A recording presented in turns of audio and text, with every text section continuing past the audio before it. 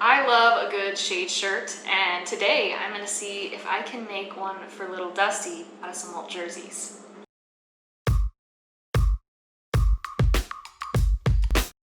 There's not a ton of shade where we're living right now in Arizona, and so Steve and I love shade shirts with long sleeves. I've got a few different ones. This is the hoodie that Club Ride makes, but I haven't really found a whole lot of this kind of stuff for kids.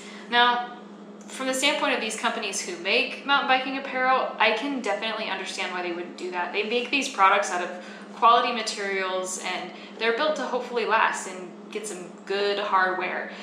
Now, there's a price tag attached to it, obviously, and that's a tough sell, if you're looking at investing in pieces like that for a toddler that's only going to wear it for a year before they grow out of it. So I just dug around in the closet, found a couple of old jerseys that Steve and I don't wear anymore, and I'm going to see if I can pull something together that will function well for little Dusty. I want the hood to be a little oversized so that she can wear it over her helmet. This is just going to be kind of a quick and dirty video. I wasn't going to film this, but I just thought, maybe it'll be interesting to someone, so I hope you guys enjoy. Here's a long sleeve basic shirt I'm going to be using as a pattern. And here's an old jersey that I'll use for material. I'm lining my pattern shirt up on the hem of this existing jersey that I'm going to be salvaging because that will save me having to create a hem later. Once I get my pattern shirt laid out smooth with no wrinkles and get it lined up where I want it, I can start marking where I want to cut. I'm using a chalk pen to mark this off, and with the garment right side out, it allows me to just decide for myself my seam allowance, and I'm giving myself about 5/8 of an inch. Now I'm just going to go ahead and mark that side seam on the other side. Next, I like to mark the seam across the top of the shoulders. Now I can do the neckline, and with these kind of curved areas, sometimes it's nice to pick it up and check for symmetry as I go. Sometimes I'll sway on the side of caution and leave the neck hole a little small because I can always make it bigger. In order to get this sleeve opening right, you have to kind of use your fingers as a guide and then flip the sleeve out of the way so that you can access it with your chalk pen and get everything marked where it needs to be. You could also lay a row of pins along this curve of the sleeve and then flip it over, but I just like to use my fingers as a guide. There's a lot of wisdom in pinning your pattern shirt down before you get started, but I've done this so many times now, I kind of like to keep it where I can flip it up out of the way. I have a pretty good idea of what the curves in a basic garment like this are supposed to look like, so it just allows me to check for symmetry as I go. Now I'm going to cut out the front part of my bodice, so I'm only cutting through one layer of fabric here. Now I'm going to take that piece that I've already cut out and just line it up right where I want it. I'm going to get the hem. I'm also going to make sure it's centered where I want it. Then I can start cutting out again. The reason I don't cut both pieces out at the same time is because the front and back panels are not exactly the same. So once I get this cut out, you'll kind of be able to see where I've left a little more material around the arm opening and the neckline. The hem on this original jersey kind of drops a little lower in the back, and I decided to stick with it because I thought it was kind of a cool detail. Now it's time to lay out the sleeves so I can cut those out. Just made sure that both garments are smoothed out and there are no wrinkles. Now that I'm getting ready to mark the sleeves, I am going to go ahead and pin along that curve. It's hard to keep a little flap of fabric like a sleeve from being bumped and moved around every time I need to move the bodice to see that curve up close and get my chalk pin in there, so I do like to use pins for this part. As you can see, I've lined the top side of the sleeve up against the fold of the sleeve of a jersey that I'm cutting this fabric out of. So I'll have a hem at the bottom of the sleeve, I'll have this seam along the underside of the sleeve, and then I will have this nice curved section where I will sew the sleeve into the opening on the bodice. Once that's all marked, I can remove my pattern piece and begin cutting along all of the lines that I've just drawn with my chalk pen. Obviously, I'll be needing two sleeves, but I can use this piece that I've already cut out as a pattern for the other side, which will make it go a little quicker. This is a Club Ride shade hoodie that I'm going to be using as my pattern piece for the hood on little Dusty's jersey. This design has two side panels and then a symmetrical rectangular piece that goes down the center. I decided that the easiest way to get the pattern for this centerpiece was going to be to just measure it since it's a rectangle. I've marked out the dimensions of that rectangle on the red jersey that I am using for the main part of the bodice, so the center panel of the hood will be red. Now I'm going to start working on the side panel pieces for the hood. I am just going to lay the side panel down on the fabric that I plan to cut it out from and just try to get it as flat as I can and pin along those lines just to help me transfer those dimensions with the chalk pen. Once that's all marked, I can remove my pattern piece and begin cutting out. You could cut through 2 layers of fabric at once, but the front piece of this jersey that I'm using has some seams and darts in it, so I'm just going to cut out one at a time, and I'm actually going to end up cutting both my 2 hood pieces out of the back panel of this jersey. Now everything has been cut out. I've got the center piece for my hood, I've got my 2 side pieces for the hood here, and then I've got my bodice, front and back, and 2 sleeves. It's finally time to start sewing, so I'm going to hem the bottom of my sleeve pieces first. Because this is a knit type fabric, I don't need to roll it over twice, just folding it over once and sewing it will give you a finished edge.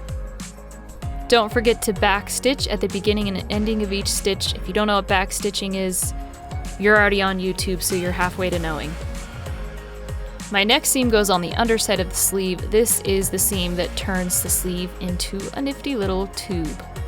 Obviously, I'm stitching with the sleeve inside out so that once you turn this out the right way, you won't see those seams. I don't have a serger, but I do want to reinforce this seam a little bit to make it stronger, so I'm just using a second straight stitch along the seam allowance. You can see the 2 stitches side by side. And that is a sleeve. Now I just need to do the same thing on the other sleeve. Now I'm ready to start stitching my bodice together. I've gone ahead and pinned all the seams in place, and I've got my 2 front and back panels right sides together, so the side that I'm stitching on is inside out. I'm sewing the 2 short seams across the top of the shoulders first. I'm just using a straight stitch, and then I'll go ahead and reinforce that with a second straight stitch on the inside of the seam allowance just to reinforce again. Now I'm going to move on to the side seams. The side seams on an article of clothing like this, where you're pulling it over your head, can be easy to pop, so you need the stitch to have a little bit of stretch. I don't have a serger, so I'm just using a wide zigzag stitch. My thread tension was a little tight, but for a project like this, I decided not to allocate the time to making it perfect because it's going to do the job just fine. Again, it's a good idea to reinforce this stitch. You're going to want to go ahead and use another zigzag or whatever stretchy stitch you've got, and you can do it either right over the top of your other zigzag or on the inside of the seam allowance next to your existing one. My sleeve pieces ended up being a little bit too wide for the sleeve opening in the bodice. Now, I could rework these a little bit, but I decided to be lazy and I'm just going to gather them across the top. To start this process, I'm going to create a long straight stitch about 1/4 inch from the edge of my fabric. This stitch is only going to be about 4 inches long because it only needs to go across the top of the shoulder. When you create a gather stitch, it's important to not backstitch at the beginning and end of this one, and you want to leave the threads a little long. Now, since I've left those threads a little bit long at the ends, I can pull the threads on the underside and create a little bit of a gather and just help spread that evenly across there until my sleeve is about the right size to fit into the armhole well. Here's a tricky part. You want to have your sleeve right side out and your bodice inside out. And as you stick the sleeve in there, you'll have right sides together. You want to line up the side seam of the bodice with the underneath seam on the sleeve, and then start pinning that around until everything fits nicely. Now I'm going to go ahead and do a straight stitch all the way around that, attaching the sleeve to the bodice.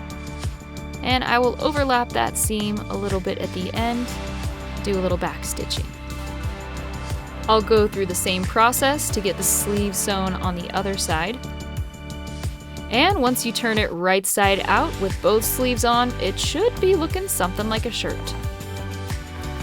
Now for the hood.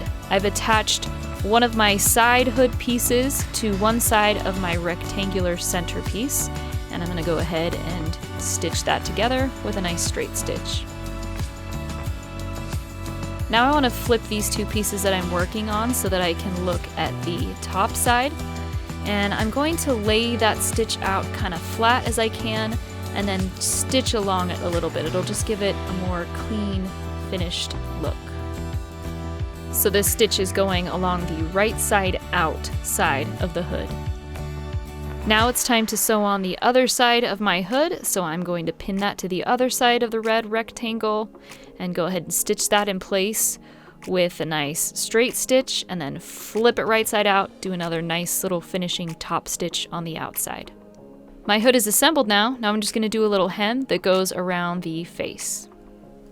Just like I did with the sleeve hem, I'm just going to fold it over once and stitch that down with a straight stitch. Now to stitch the hood on, I've got my bodice right side out and my hood inside out. I've kind of overlapped them in the front so that it'll have kind of a cowl neckline. And I'm going to do a zigzag stitch to stitch those two together all the way around.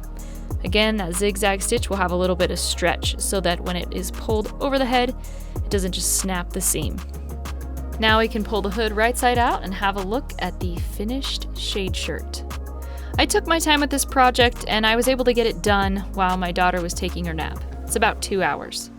All right, here we go with the finished product. Da da da da! It is not perfect, but that's okay. Sometimes it's fun to just knock out a project like this, quick and dirty.